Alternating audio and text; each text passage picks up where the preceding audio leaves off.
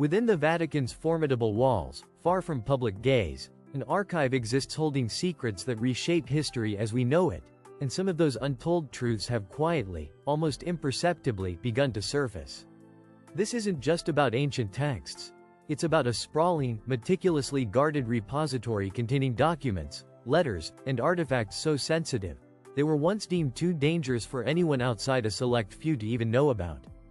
For centuries, the Vatican Apostolic Archive, once known as the Secret Archive, has been the ultimate historical lockbox.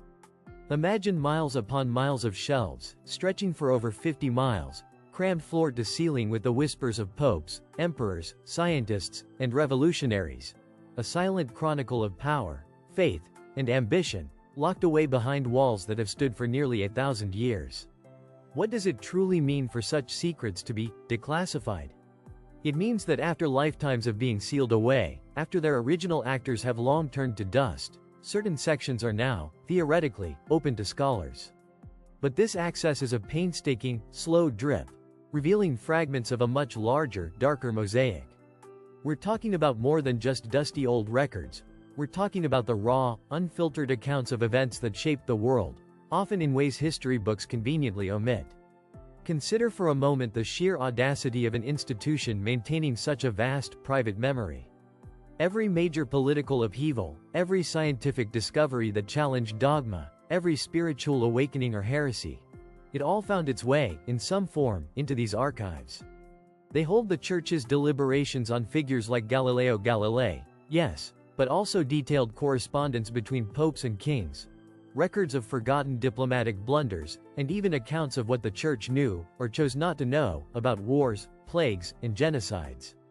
It's a kind of voyeurism into the very soul of human history, seen through the Church's unique, often uncomfortable, lens. But the real mystery often lies not just in the content, but in the decision to release it. Why now? What purpose does it serve to unearth centuries-old controversies? For decades, access was severely restricted. Even today, navigating the bureaucratic labyrinth to view these documents is an odyssey in itself. It's an experience reserved for a privileged few, who emerge with tales of discoveries that challenge the neat narratives we've been fed. What kind of inconvenient truths could force such an impenetrable institution to slowly, begrudgingly, pull back the curtain? Among the more unsettling declassified materials are the accounts of exorcisms, not just vague mentions, but detailed, first-hand reports from priests and bishops who claimed to grapple with forces beyond mortal comprehension. These aren't the Hollywood dramatizations. They're chillingly mundane, meticulous recordings of despair and desperate belief. Imagine reading a cleric's precise notes on a tortured soul, recording every blasphemy, every unnatural contortion, every supposed manifestation of the demonic, all preserved in fragile ink on yellowed parchment. These files, some dating back centuries, offer a stark, unvarnished look into a terrifying corner of faith that few dare to acknowledge. And what about the Church's dealings with empires? The Vatican wasn't merely a spiritual guide, it was a geopolitical superpower. Within these declassified files are secret treaties, covert communications, and strategic maneuvers that influenced the rise and fall of nations. For instance, the intricate web of alliances and betrayals surrounding the Borgia papacy, often painted with broad strokes in history, takes on a chilling new precision when you read the actual letters exchanged, the desperate pleas, the thinly veiled threats. These aren't just historical records, they are the blueprints of power, laid bare for those with the patience to sift through them. But it's not all high politics and demonic encounters.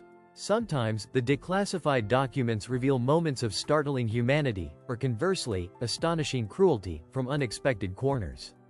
Consider the case of a forgotten nun, Sister Maria Crocifissa della Concezione, who in 1676, allegedly woke up to find a letter she had written in a language she didn't know, filled with symbols she couldn't understand. The letter, once considered a direct message from the devil, has been partially deciphered in recent years using modern code-breaking techniques. The contents? A chillingly coherent message expressing contempt for God and encouraging defiance. Such documents, once dismissed as mere curiosities or proof of madness, become profound windows into the psychological and spiritual anxieties of an era, now stripped of their original ecclesiastical judgment. What else has been unearthed? Accounts of papal treasure hunts, not for gold and jewels, but for relics of immense spiritual power, artifacts believed to hold literal divine essence.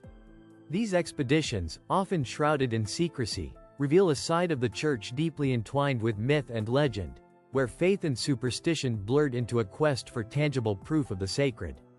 Imagine the Vatican's own records detailing an unsuccessful mission to locate a piece of the true cross, or a lost gospel, complete with maps and coded messages, a real-life Indiana Jones adventure, but with far higher stakes. And then there are the scientific suppressions, far beyond Galileo. The archives hint at knowledge and observations that ran counter to accepted dogma, not always persecuted, but certainly often sidelined or forgotten. What were the Church's early views on anatomy, on astronomy, on medicine, before they aligned with or were forced to accept new paradigms? There are records of inquiries into herbal remedies that bordered on witchcraft, astronomical charts that challenged biblical interpretations, and anatomical drawings that perhaps showed too much of the human form, all filed away, waiting for their moment in the sun. Each one a tiny crack in the edifice of accepted history. The sheer scale of the unseen archive means that the declassified sections represent only a fraction of its total contents. What remains hidden, perhaps for another 50, 100, or even 500 years? The tension between what we can now see and what is still deliberately withheld creates a palpable sense of unease. Are there still documents that could fundamentally alter our understanding of the Holocaust, for example, or expose darker chapters of colonial history that implicate the Church more deeply than we currently understand? The slow, controlled release of these files suggests a careful balancing act, a strategy designed to manage narrative rather than fully disclose truth. This gradual unveiling also highlights the relentless human impulse to uncover what is hidden. Every researcher who painstakingly sifts through these ancient papers becomes a kind of detective, piecing together fragments of a forgotten past.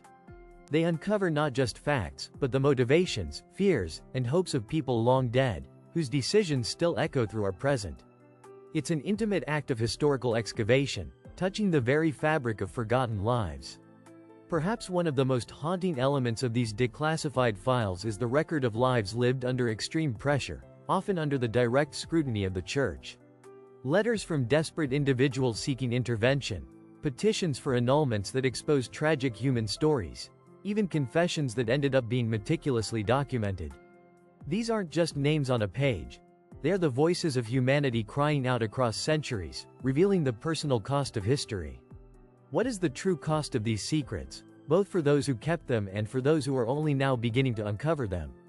The Declassified Vatican Archive isn't just a collection of historical documents.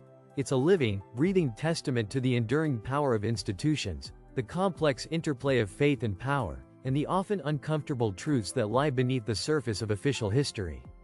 It's a profound reminder that history isn't static, but a constantly shifting narrative, perpetually awaiting new revelations from the shadows of the unseen archive.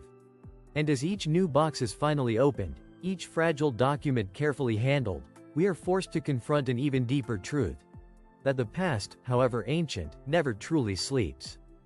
It merely waits for its moment to be seen.